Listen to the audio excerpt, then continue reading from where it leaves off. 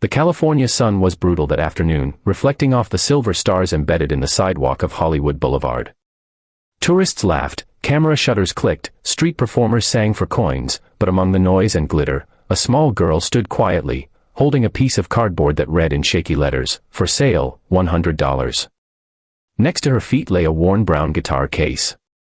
The girl's name was Mara, just 9 years old, her dark hair cut unevenly by her mother's trembling hands, her blue t-shirt faded and one size too big. She didn't speak, didn't wave. She just stood there, her little fingers gripping the cardboard, her eyes fixed on the crowd that never seemed to notice her. Her late father's guitar rested beside her, its surface scratched and dulled, yet somehow still radiant under the sunlight, like a memory that refused to fade. He used to play it every night before bed, singing lullabies that made her world feel safe and small.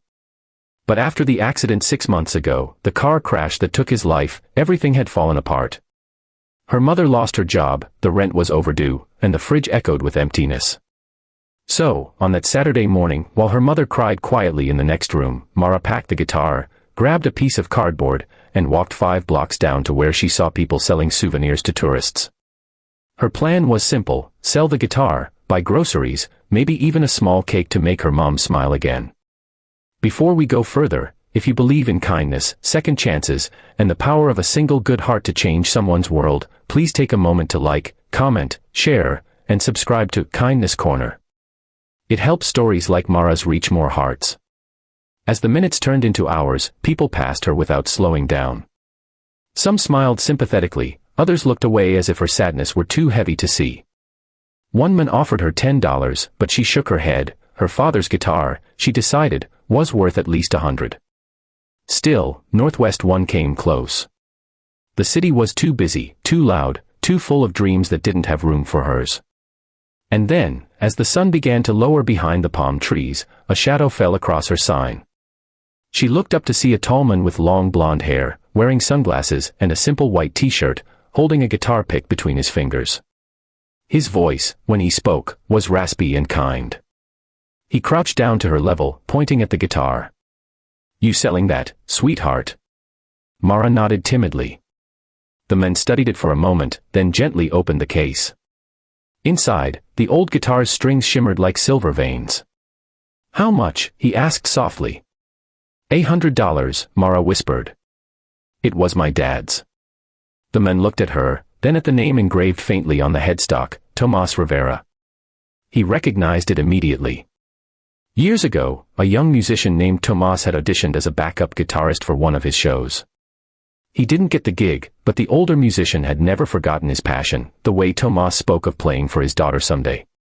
Now, here that daughter was, standing before him, trying to sell the same guitar. The man's chest tightened. His name, though she didn't know it yet, was Ozzy Osbourne. Yes, the rock legend himself. He had come to Hollywood that day for an interview and a stroll, but fate had placed this little girl in his path. He didn't reveal who he was. Instead, he looked at her and asked gently, "Why are you selling it?" She hesitated, then looked down. "My mom doesn't have money for food," she murmured. "I thought maybe someone would buy it. He loved this guitar.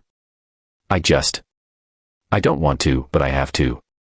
Ozzy felt a lump rise in his throat.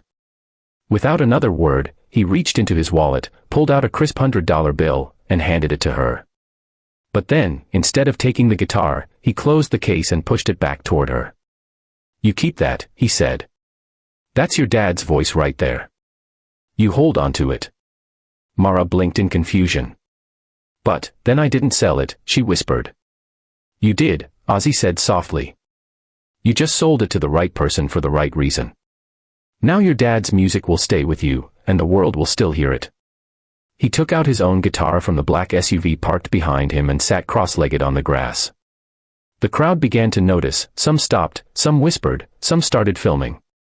Ozzy strummed a few soft chords, then gestured for Mara to sit beside him. He handed her the old guitar and said, "Let's make your dad proud." The next few minutes were pure magic. Ozzy started to sing a stripped-down version of Dreamer, his raspy voice echoing through the boulevard. Mara, shy but brave, strummed along on her father's guitar. The sound wasn't perfect, some strings were loose, and her timing was off, but it didn't matter.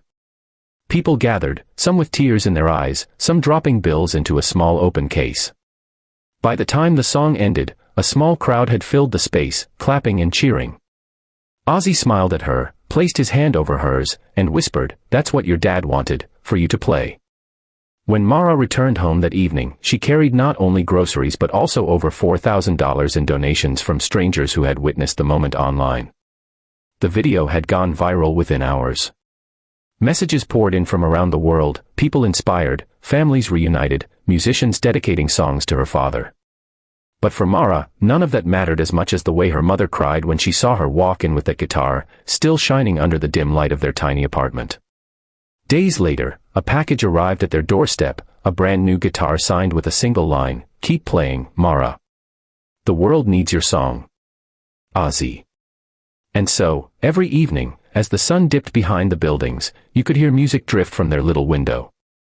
Not perfect, not polished, but full of heart, the sound of a little girl finding her strength again through the love her father left behind, and the kindness of a stranger who just happened to listen.